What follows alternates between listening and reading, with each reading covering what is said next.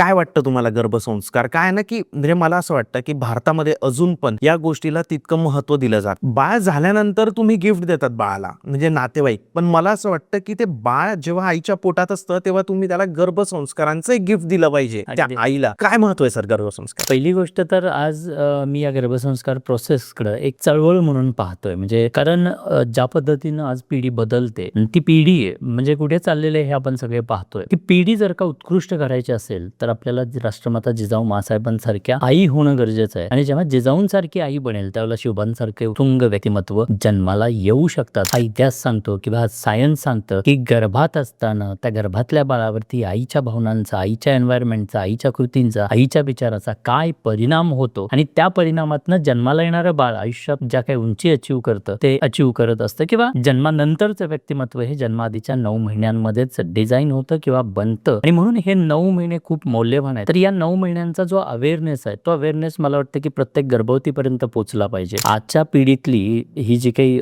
Young couples आहेत या प्रत्येक कपलला, त्या प्रत्येक स्त्रीला एक्झॅक्टली या 9 महिन्यांचं महत्त्व जर का समजलं तर ती आई किंवा तो पिता फक्त स्वतःच्या बाळाला नाही बल्कि एका अशा उत्तुंग व्यक्तिमत्वाला जन्माला घालू शकतो जे त्या कपलसाठी, त्या संपूर्ण फॅमिलीसाठी, देशासाठी किंबहुना समस्त मानवजातीसाठी खूप उत्कृष्ट कार्य त्यांच्या माध्यमातून होणार आहे. संपूर्ण व्हिडिओ बघण्यासाठी YouTube वर जाऊन बँटर विथ चेतन सर्च करा.